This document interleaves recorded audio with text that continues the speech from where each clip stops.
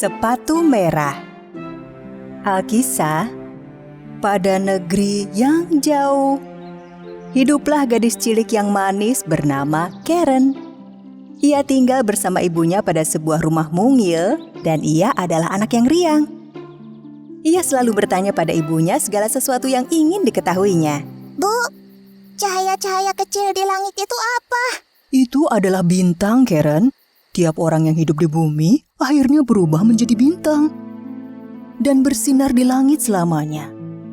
Karen hanya punya sebuah mainan, satu pakaian, dan sepasang sandal kayu yang dipakainya jika pergi. Sandal kayu buatan ibunya itu tidak nyaman. Namun, hanya sandal itu yang ia punya. Suatu hari, ibu Karen jatuh sakit. Karen harus pergi ke kota membeli obat untuk ibunya. Di tengah perjalanan, ia menemukan sepasang sepatu merah dalam kotak di pinggir jalan. Sepatu itu berkilau indah, sehingga Karen terdorong untuk membawanya pulang. Lihat, Bu, aku menemukannya di pinggir jalan. Bagus sekali kan? Pas untukku. Bisa saja itu milik seseorang, Karen. Kau harus segera mengembalikannya. Tapi kalau sepatu ini ada yang punya, ia tak mungkin meninggalkannya dalam kotak. Mungkin pemiliknya tak sengaja menjatuhkannya. Pastinya jangan sampai jatuh. Aku yang menemukannya. Jadi milikku sekarang. Sayang, dengar ibu baik-baik. Mungkin ibu belum bisa membelikanmu sepatu baru sekarang. Tapi ibu tak mengizinkan kau memakai sepatu milik orang lain. Janganlah keras kepala. Berjanjilah kau tak mengenakan sepatu merah itu. Dengan sedih, Karen berjanji tak akan memakai sepatu merah itu dan menyembunyikannya di bawah kasurnya. Bulan demi bulan berlalu, hingga suatu hari saat Karen pulang ke rumah, ia tak menemukan ibunya di rumah. Ia mencari ke sana kemari sebelum kemudian menyadari bahwa ibunya telah menjadi bintang di langit. Hari berikutnya, dalam perjalanan menuju pemakaman ibunya, Karen memakai sepatu merah itu. Semua yang hadir menatap sepatu yang dipakai Karen. Iya, tidak pantas. Tapi Karen tak peduli, karena ia menyukai sepatu itu. Seorang nenek baik hati kebetulan lewat di pemakaman. Nenek tersebut mengetahui gadis cilik itu kini yatim piatu dan berniat mengadopsinya. Ikut denganku, gadis cantik. Akan nenek lakukan yang terbaik untukmu agar menjadi sukses dan cantik kelak kau dewasa. Jadilah Karen hidup bersama nenek itu selama bertahun-tahun lamanya. Karen, kau memakai sepatu itu terus-menerus sejak ibumu dimakamkan. Copotlah sepatu itu. Sudah sangat kotor. Tidak, aku menyayangi sepatu merahku. Oh, Karen, jangan keras kepala begitu. Ayo, ganti sepatumu. Nenek berjanji akan belikan yang lebih bagus. Karen tak ingin mengecewakan nenek yang begitu baik telah mengadopsinya. Sehingga akhirnya ia lepas sepatu merah itu dan membuangnya. Hari demi hari berganti. Suatu hari saat Karen bermain di kamar barunya dengan baju dan mainan baru, nenek membelikannya sepasang sepatu baru. Tapi Karen tak menyukai sepatu itu. Tapi warnanya biru. Jelek sekali. Aku tak menyukainya. Tahun-tahun berikutnya, Karen sangat merindukan sepatu merahnya. Ia tumbuh menjadi gadis yang cantik. Namun sifat keras kepalanya tak berubah. Bahkan saat sang nenek membelikannya hadiah.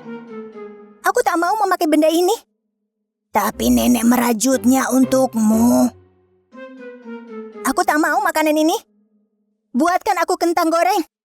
Paling tidak makanlah sedikit, sayang. Sang nenek merasa lelah dengan sikap pilih-pilih dan keras kepala Karen. Namun tetap membuatkannya kentang goreng. Begitu nenek masuk, Karen melepas sepatu birunya yang sudah terlalu sempit.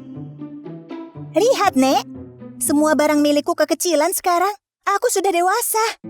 Ya, ayolah kalau begitu. Kita beli baju dan sepatu baru untukmu. Lalu, sang nenek dan Karen pergi ke toko. Oh, lihat. Mirip sepatu merah kesayanganku. Aku harus memilikinya. Ayo beli yang ini. Karen, kau tak butuh sepatu merah mewah. Kau perlu sepatu yang tampak sopan kau kenakan. Misalnya jika kau kelak menghadiri pemakaman. Nenek hanya mampu membelikanmu sepasang sepatu. Kita beli sepatu hitam, lalu pulang. Nenek sudah lelah. Aku tak peduli. Jika nenek tak membelikan 2 pasang sepatu, aku bertelanjang kaki saja mulai saat ini. Gadis kecil. Andai saja kau tak keras kepala. Nenek membelikan sepatu hitam untuk Karen dan menghabiskan sisa uangnya untuk membelikan Karen sepatu merah berkilau itu juga. Mereka harus pulang berjalan kaki. Kaki sang nenek terasa sakit selama perjalanan dan ia tak sanggup mengikuti si manja Karen. Dan Karen tak peduli. Ia berjalan pulang mengenakan sepatu merahnya. Satu hari, nenek mengatakan pada Karen bahwa mereka harus hadir pada pemakaman di kota. Karen, pastikan kau memakai sepatu hitammu. Kalau tidak, kau akan dianggap tidak sopan di pemakaman. Karen menatap sepatu hitamnya di kamar, lalu menatap sepatu merah itu juga. Ia memilih memakai sepatu merah. Kala meninggalkan rumah, ia menutupnya dengan gaun. Sehingga nenek tak melihat sepatunya. Namun di pemakaman, semua orang melihat sepatu Karen. Berkilauan di bawah gaunnya. Mereka membicarakan Karen dan sepatu merahnya di pemakaman. Dan betapa tak sopannya yang mengenakannya. Begitu gunjingan mereka sampai ke telinga sang nenek, ia menjadi marah. Karen, kau tak dengar apa kata nenek dan memakai sepatu itu lagi. Kau ini keras kepala, Karen. Tunjukkan rasa hormatmu. Seorang bangsawan muda nan tampan kebetulan lewat dan terpesona dengan kecantikan Karen. Ia mendekatinya dan berlutut lalu memberikan pujian padanya. Oh, kau sangat cantik dan begitu lembut memakai sepatu indah ini. Tuanku, kau membuatku tersipu. Kau pasti pandai berdansa. Aku mengundangmu untuk hadir pada pesta dansa di istana malam ini. Datanglah. Begitu gembira dengan tawaran bangsawan itu, Karen mulai menari. Namun beberapa saat kemudian, ia tak dapat berhenti menari. Mengapa aku tak bisa berhenti menari? Apa yang terjadi? Karen meninggalkan sang nenek dan bangsawan itu tatkala ia menari. Karen, kembalilah. Meski beberapa saat sang bangsawan mengejarnya, ia akhirnya kehilangan Karen. Sepatu merahnya menjadi lebih keras kepala daripada Karen sendiri. Sepatu itu membawanya hingga ke puncak gunung dan membuatnya terus menari siang malam selama 3 hari. Kaki Karen terasa sangat sakit, sehingga ia berteriak tiap kali melangkah. Meski terjatuh di lumpur dan duri-duri tajam menancap, sepatu itu tetap menari. Cukup. Aku sangat lelah. Aku tak akan bersikap keras kepala lagi. Aku berjanji. Berhentilah. Tolong berhentilah. Berhenti. Begitu Karen berjanji tak akan keras kepala lagi, sepatu merah terlepas dari kakinya dan Karen terjatuh ke tanah. Sepatu merah itu terus menari tanpanya. Karen menemukan tongkat dan pulang dengan berjalan pincang kesakitan. Kakinya sakit sekali. Ia menangis bahagia begitu melihat rumahnya. Sang nenek menyambutnya di depan pintu. Mereka pun berpelukan. Aku tahu aku keras kepala. Namun aku berjanji tak akan seperti itu lagi, Nek. Begitu Karen mengubah sikapnya, keadaan menjadi lebih baik. Satu hari, seseorang mengetuk pintu. Ia adalah sang bangsawan tampan. Karen, akhirnya kita bertemu. Aku berusaha mengejarmu, tapi kau menari begitu cepat. Bagaimana kau melakukannya? Karen gembira melihat kehadiran bangsawan muda nan tampan itu. Saat itulah cinta Karen dan bangsawan muda bersemi. Begitu meninggalkan sikap keras kepalanya, Karen hidup dengan lebih tenang dan bahagia. Di negeri yang jauh, hiduplah seorang wanita tua yang tinggal bersama 3 putrinya. Putri sulung memiliki 1 buah mata, putri tengah memiliki 3 buah mata, dan si bungsu memiliki 2 mata. Ibu mereka, sang wanita tua, sangat menyayangi si sulung dan si tengah. Ia mengabulkan semua permintaan mereka. Terima kasih banyak, Ibu. Si bungsu selalu diberi tugas dan pekerjaan rumah. Meskipun mereka menganggap ia tak berguna dan tidak cakap. Mereka bahkan tidak mengajaknya makan bersama di ruang makan. Bu, si 2 mata tak pantas ikut makan bersama kita di sini. Karena ia tidak becus orangnya. Tapi aku... Jadi, ibunya tidak mengizinkan 2 mata ikut makan bersama mereka. Ia hanya diberi makanan sisa setelah yang lain selesai makan. Meski begitu, ia tetap baik hati dan gemar menolong. Satu hari, 1 mata dan 3 mata mendatangi si 2 mata. Mereka menghina dan melemparkan pakaian kotor mereka pada 2 mata. Kau mencuci kurang bersih. Cuci lagi.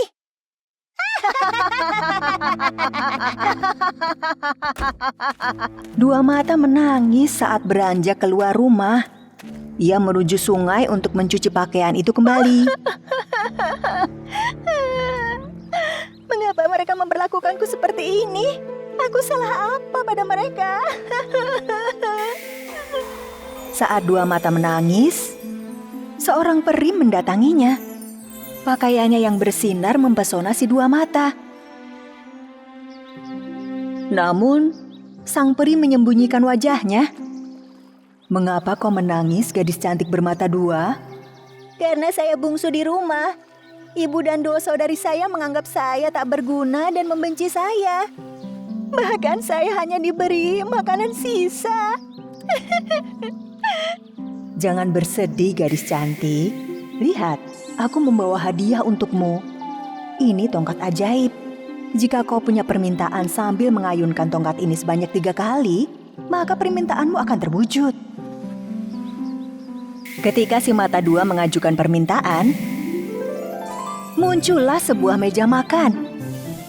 Meja itu dipenuhi aneka makanan lezat. Lihat aneka makanan ini. Semuanya baru dan hangat.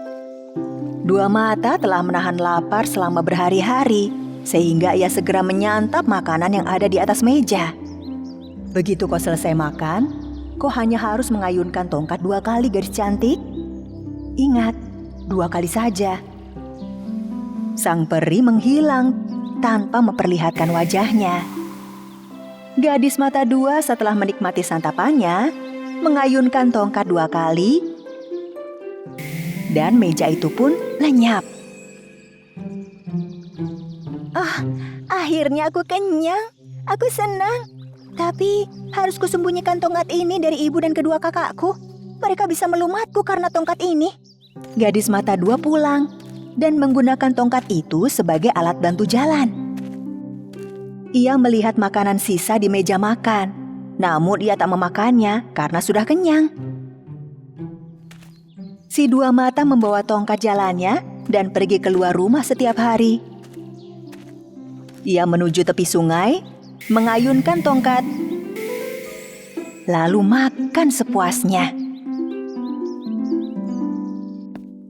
Namun satu hari, kala tiba di rumah, kedua saudarinya memperhatikan ada yang berbeda dengan adik mereka, si gadis dua mata. Mengapa si dua mata selalu tersenyum setiap kali pulang ke rumah? Dan dia tidak menyentuh makanan sisa kita. Hari berikutnya, dua kakak pencemburu itu membuntuti ketika dua mata pergi keluar rumah. Beberapa saat kemudian, dua mata tiba di tepi sungai. Ia mengajukan permintaan dan mengayunkan tongkat 3 kali. Lalu, meja yang penuh makanan lezat pun muncul. Melihat ini, dua saudari itu tercengang. Jadi dia selalu bisa makan enak setiap hari. Dan ia juga tidak membaginya dengan kita. Satu mata dan 3 mata berlari pulang, lalu menceritakan yang mereka lihat pada sang ibu.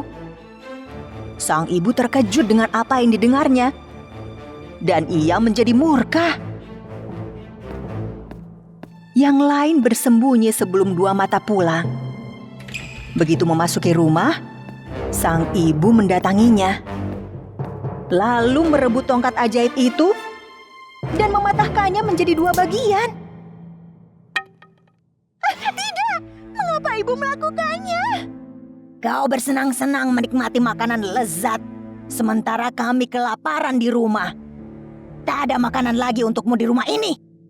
Dua mata merasa sangat kecewa, lalu ia meraih tongkatnya yang patah dan berlari keluar sambil menangis. Saat itu, peri baik hati yang misterius kembali muncul. Jangan menangis, anak manis. Bawa potongan tongkat itu dan kubur di bawah sinar bulan. Pasti kau akan tersenyum kembali. Peri misterius itu kemudian menghilang sebelum dua mata melihat wajahnya. Dua mata kemudian melakukan apa yang dikatakan sang peri. Esok harinya, pohon berdaun perak dan berbuah emas tumbuh di tempat dua mata mengubur tongkatnya. Pohon itu megah bersinar, sehingga setiap orang menatap ke arahnya. Ibu dan saudari si dua mata mendatangi pohon itu dan ingin memetik buahnya. Namun setiap kali mereka mencoba memetik buahnya, dahan pohon itu terangkat. Melihat ini, dua mata mendatangi mereka. Mungkin aku bisa petikan buah dari pohon cantik ini. Kita saja tidak bisa memetiknya. Bagaimana kau bisa?